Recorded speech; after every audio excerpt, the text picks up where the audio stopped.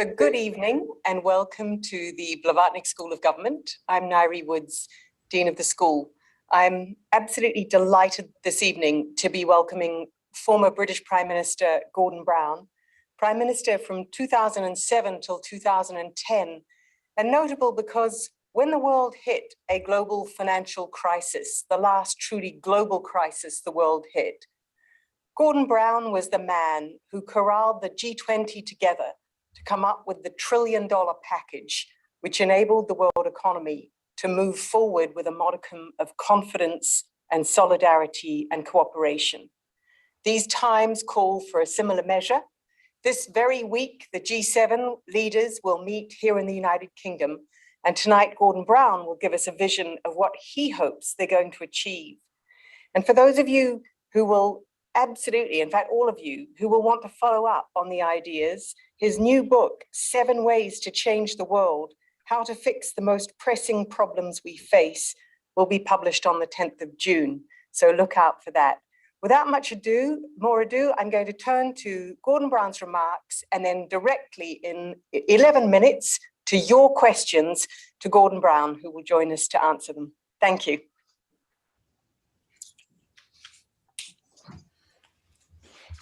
Let me first of all thank Ngaire Woods and Blavatnik School, not just for the work you do every day in organising global cooperation, but for organising this event in advance of the G7. Last Friday, G7 health ministers met in Oxford, finance ministers met in London. This Friday, leaders led by Boris Johnson and Joe Biden at his first international summit as president will meet in Cornwall. And this is an opportunity that will not recur quickly.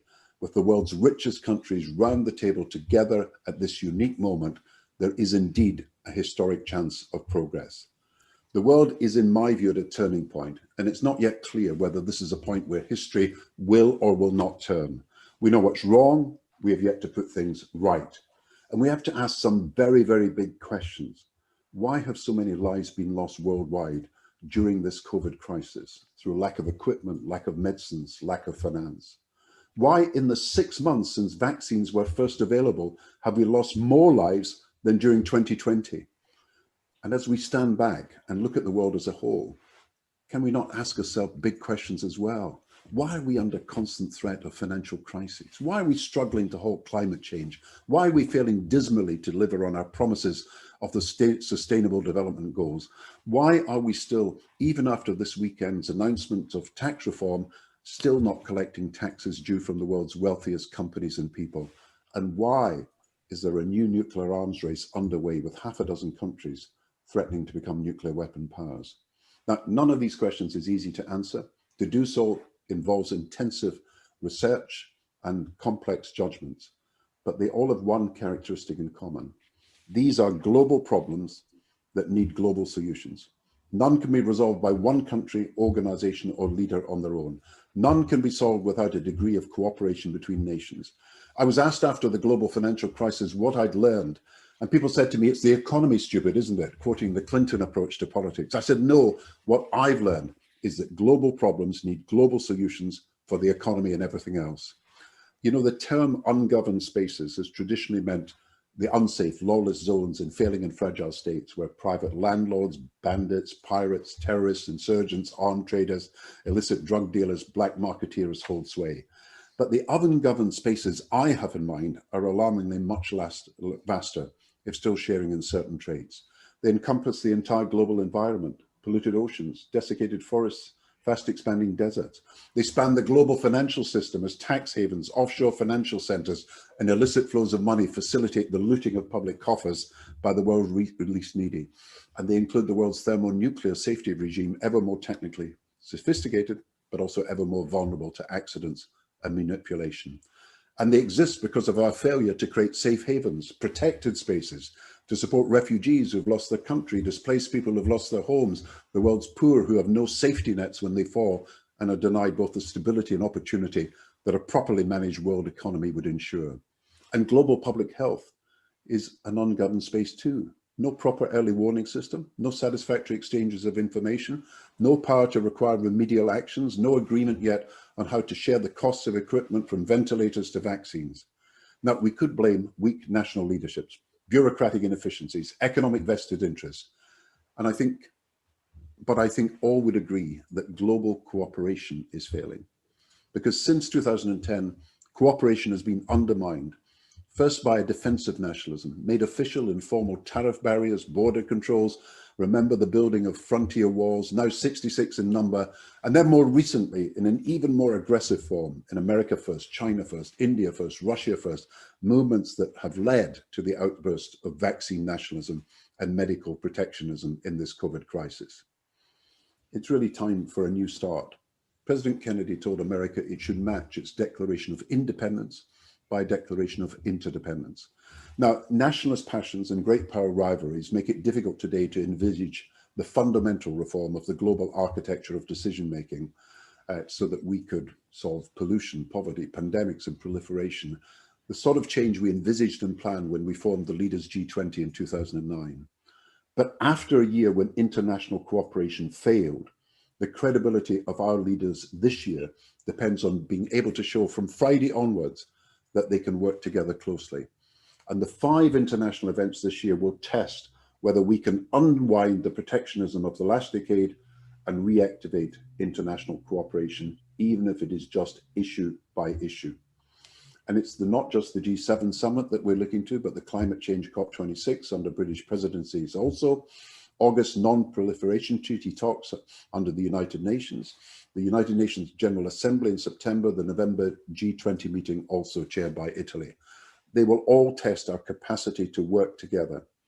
Now, first of all, the G7 summit on Friday is the one venue where with the world's richest countries sitting around the same table, we could make a decision that could eventually halt COVID in its tracks.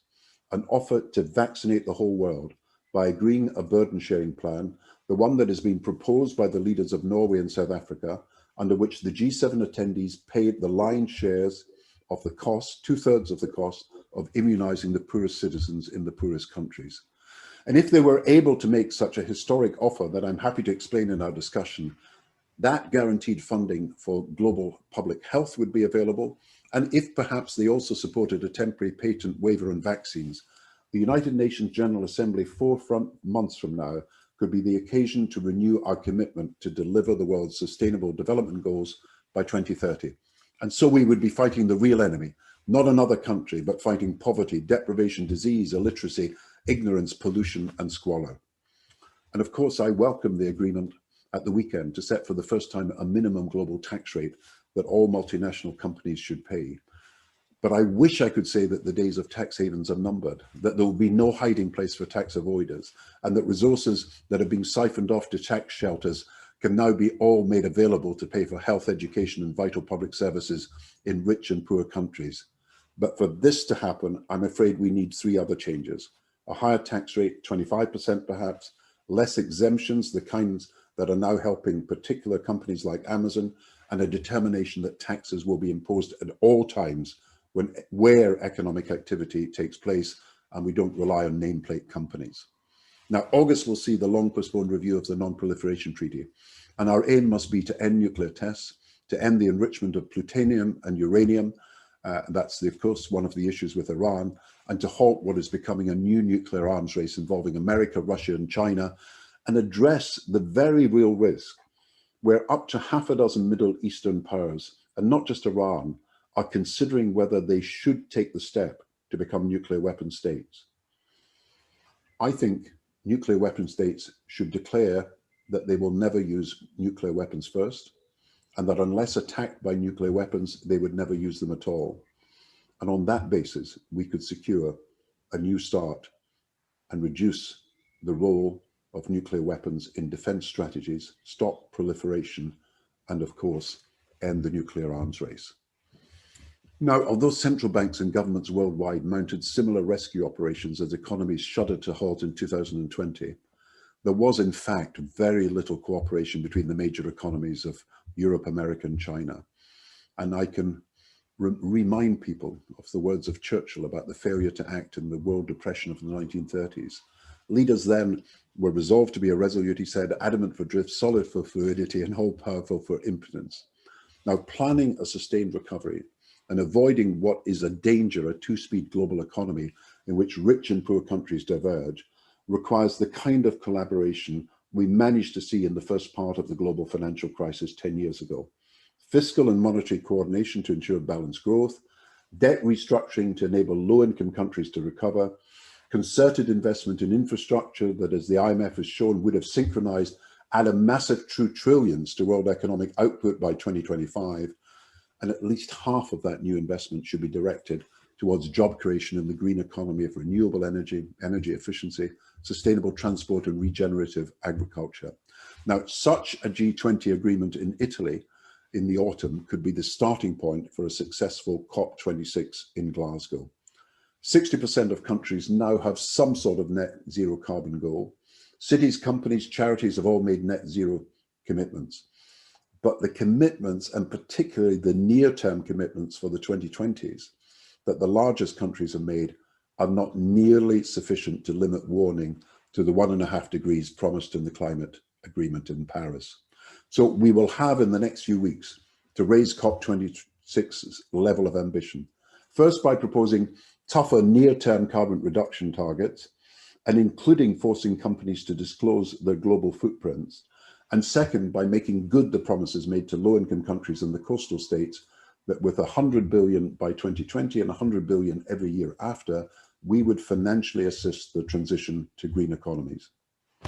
Now, I think of great successes in international cooperation over recent decades, dealing with the ozone layer, debt relief to Africa, HIV and AIDS drugs and the cost of them being reduced, the 1 trillion underpinning of the world economy in the great financial crisis, the Paris Agreement we've just talked about. But perhaps the best example is above us even now. Even when Russia and the USA were at daggers drawn, every few hours, the International Space Station passed and continues to pass above our heads, with Russian and American astronauts sharing the controls of this space station, a tribute to the idea of cooperation. And this joint enterprise gives us hope that if in the 1980s we could find a new way to cooperate in outer space, in what was once the scene of the most hotly contested conflicts of the Cold War years, we can surely find new ways today to cooperate on Earth. And as we live through this unprecedented pandemic and its economic consequences, let us recall the words of the normally pessimistic Alexander Solzhenitsyn, who after all talked of the divide between good and evil running not just through countries and communities, but through the human heart. But he did also write of what he called the bridgehead of good.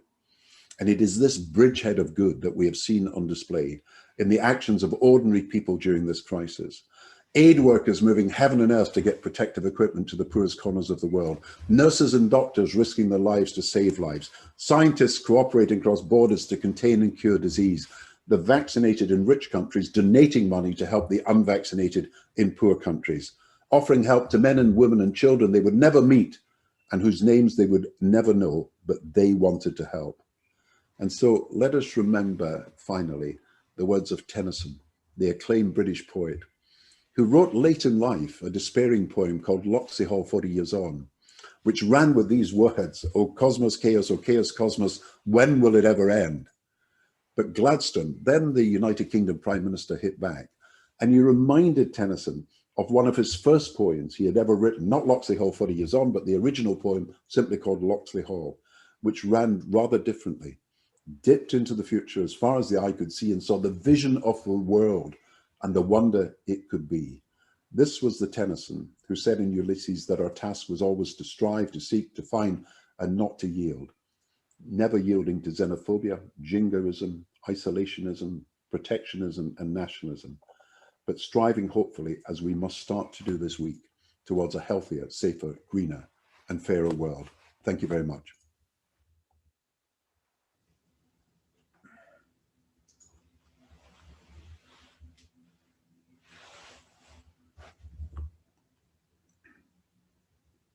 You said early in those remarks that the G7 could make a decision this week that would stop COVID in its tracks.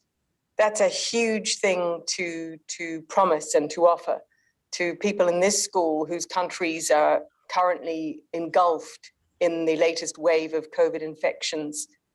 Could you explain what is the decision that the G7 could make this week that would stop COVID in its tracks? It's very simple and straightforward. It's to pay for the vaccination of the world. And that's to create the virtuous circle where if funding is available, then capacity can be built up, then manufacturing can take place in every continent, and then we could actually vaccinate, which is about 10 billion vaccinations can be made available. Now, I fear the vicious circle that we don't fund enough, we don't build capacity, and we don't extend manufacturing to all continents.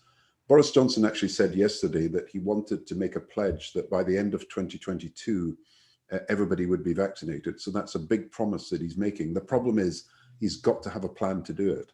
And what I'm suggesting is it's not enough to dose share. So it's not enough that we give our surplus doses to other countries. That's a good thing to do, but it is not enough. What we've got to do is to actually fund the provision of equipment and the vaccines themselves, and therefore build up the capacity. Now, that can be done. America's done it for America. Britain's done it for Britain. Other countries have done it for themselves. It's actually time to have the same kind of plan and do it for the whole world. So cost about 30 billion a year, 30 pence per every person in the United Kingdom per week. Not a huge sum to pay, given that, you know, if it's not stopped in every country, it's not going to be stopped in any country. And given that obviously it's going to spread and it's going to mutate if we don't take action quickly. So it's not just about compassion and about charity, it's about self-protection and about self-insurance. And I think the G7 has got to come to realize that. And if you were Prime Minister, how would you get the G7 to agree that this week? Well, first of all, I would have to say that Britain was going to do this. Britain was going to pay 5%, our share of vaccinating the world. Then I would get America on board. That's about 27%. America's actually spent quite a lot already, so it's got a bit to do, but it hasn't yet got to 9 billion, which would be its share. And then you go to the other countries. And before the meeting, you then go to the G20 countries and say, we're going to do this at the G7. Would you come in on this if we did it at the G7? Then go to the oil states and ask them to make their contribution, and you could be up to 100%. Brilliant. Now to questions. Questions flooding in online, and we've also got some questions in the room. Can you please just very briefly introduce yourself before you ask your question of Gordon Brown? So David Navarro, online. Well, let me read out his question. What do you think of the UK government not wanting to support the waiving of COVID vaccine patents? Should the UK take the G7 as an opportunity to announce a different stance? Well, David's a great expert on health. I've worked with him for many years when he was at the United Nations. He's now advising the WHO. So if he can't come online, it's probably because he's very, very busy. I agree with him. We should have a patent waiver. I think Britain and the rest of Europe should join that. You know, in the original TRIPS agreement, which was about how you dealt with the intellectual property rights of goods and like vaccines, there was said that there will be a temporary waiver if there is an emergency. Now, there is no emergency like this emergency. This is the emergency that the legislation was written for. So we've got to do it. I can't understand why the whole of Europe is against it. It's temporary. It's not the solution to every problem, but it's a part of the solution in that we get the costs of the vaccines down, of course, but we also transfer technology through licensing agreements to other parts of the world. It's David's right. We should be doing it. So that's a yes. And by the way, that's a David Navarro who's here in the school, but David Navarro, we all worship at the feet of course. My apologies. Brilliant work work for the WHO. A question from inside the class before I take the next one online. Yes, do introduce yourself. Hi, Prime Minister, my name is Samuel. I'm from Venezuela, and my question is that even if they just pledge to pay for the vaccines, are you going to help on the delivery? Because it's not only getting access to vaccines, but it's all the supply chain that it's involved in the vaccine supply. And also, as the UN Global Special Envoy in Education, what are you doing to tackle the deficit or the problems that education systems around the world are facing because of COVID? Okay, so the first part of that from Samuel from Venezuela is, what about the delivery of vaccines to all parts of the world? Yeah, it's very important, this, because the proposal that we put forward under what's called Act A and COVID, which is the vaccination consortium to buy vaccines for the world, the proposal we put forward includes not just vaccines, it includes providing equipment, capacity building, testing, and other diagnostics and therapeutics. So it's a comprehensive proposal. If countries don't yet have vaccines, we're giving them the chance to have access to other equipment. When they do get vaccines, we're giving them some help to build up the capacity to deliver. Some African countries have been vaccinating children, but they've never had a great experience of vaccinating adults. Some countries need the support to build up the health delivery and logistics systems that are going to make it possible to vaccinate people. So I think I can assure you that our proposal, and I think the one that the G7 will have to discuss, that's come from Norway and South Africa, it's a joint initiative by the two leaders that I've been involved with, and the Norwegian government should be praised for the hard work they've done to make it possible. So that includes delivery, and it includes getting vaccines straight into people's arms from the point at which we do the research to produce the new vaccines. I think the second question was about education that he asked, was that right?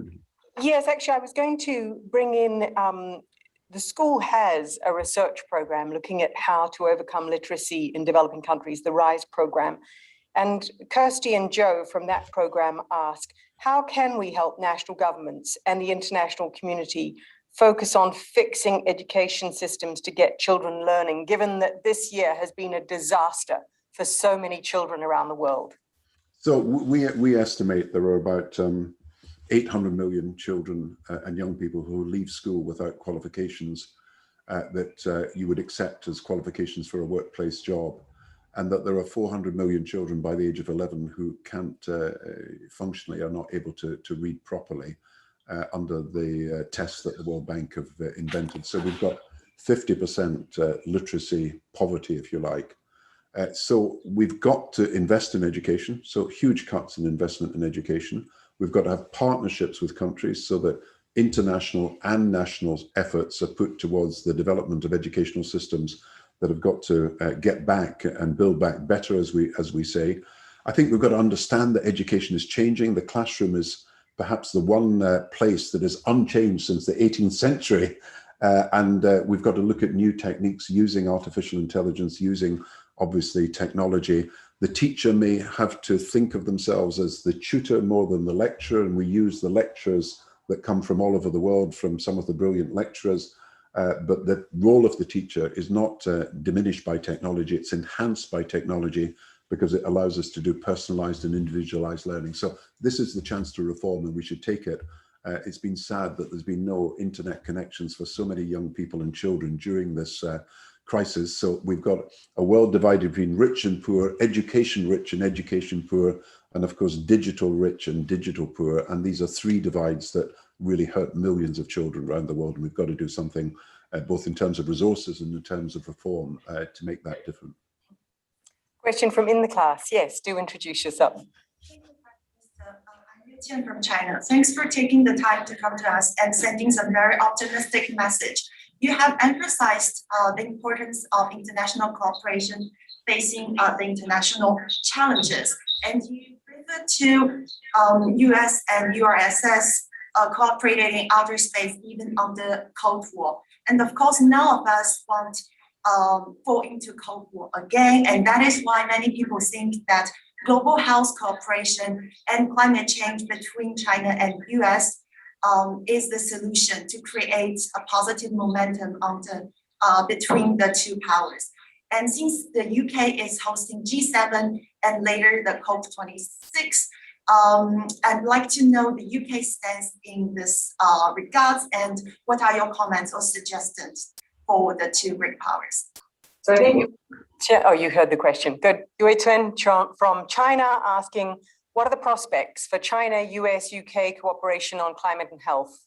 Well, in the book that I've just published this week, 7 Ways to Change the World, there is one chapter at the end devoted to what I fear is a future of one world, two systems if we don't do something about it. So I fear that we could be moving towards two systems. So you have the International Monetary Fund and an Asian Monetary Fund. You have the World Bank, which is Western mainly, and the Asian Development Bank, which has been created, of course, and becomes more divorced from the World Bank. And I fear that the development of different trading arrangements and so on is going to prevent the world coming together. So What do you do about it? There's issues that are not easily soluble. Human rights is a huge issue. Hong Kong and what's happening there. Taiwan, a huge issue. But there are issues that are actually soluble, and we've got to concentrate on trying to make progress on these. And I think that we can make progress, as the questioner rightly said, on climate change. There's a mutual interest in doing something about it. We can make progress on economics. We do need a coordinated approach to stop particularly large, low and middle income countries being squeezed out of the balanced growth that we need.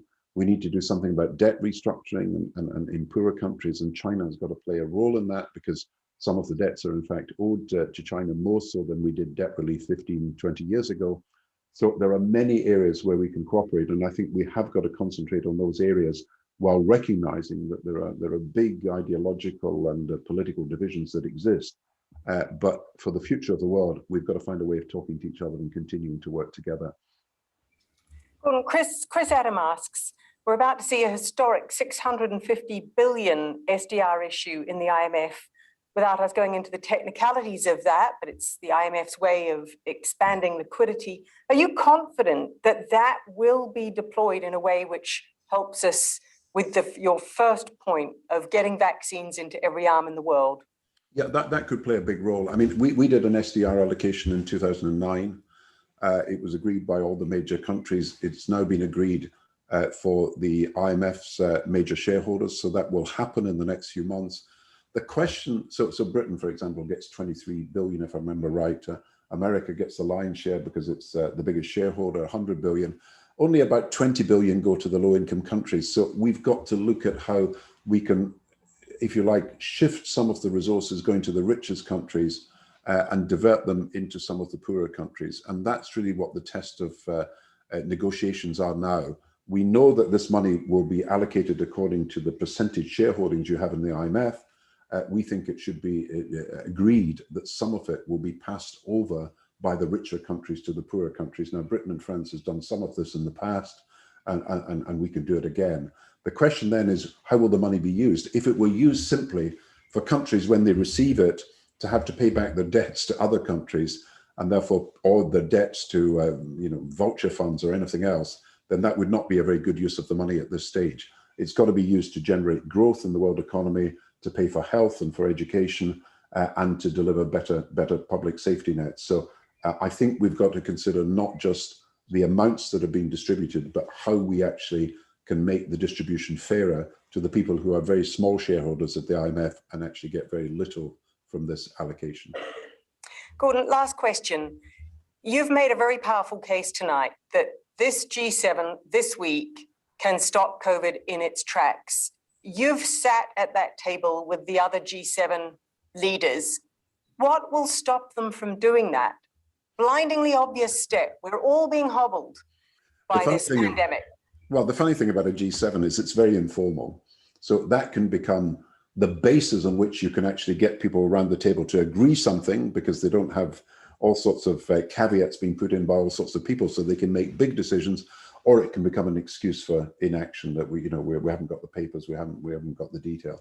The G7 did make big decisions in the past. We did debt relief in 2005. We dealt with the economic crisis in 2009-10 at G7 meetings as well as G20 meetings. There is a history of big decisions being taken when they need to be taken, but there's also a history of it just being a talking shop. So that's a choice. It's a choice for the leaders. It's Joe Biden's first summit. I think he'll want to make it work. Boris Johnson has got to establish that global Britain means something, so he should be pushing for something to happen. Personally, I think the test of this G7 is whether, as you said, they do take the action that's necessary to stop COVID in its tracks.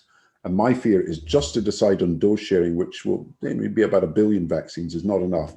We've got to think of the 10 billion vaccines that are going to be needed each year and every year, as long as this COVID thing is not fully under control and we want to prevent it spreading. So they've got to take big decisions, not small decisions. Gordon Brown, thank you so much for joining us tonight. You've given us a clear checklist to look out for, and the most clear thing, or the most urgent thing on it, is a G7 agreement on getting vaccines across the world. It's not even that expensive. You've given us the figures on what that would cost. That's something every single one of us can look at the end of the week and measure the G7 leaders against whether they've met the measure that this crisis calls for. Thank you so much for joining us this evening. And thank you to all those online and in the classroom who have joined us this evening. Let's all keep the G7 on its toes. If you can join me in applause for Gordon Brown for joining us. Thank you. Thank you very much. Thank you.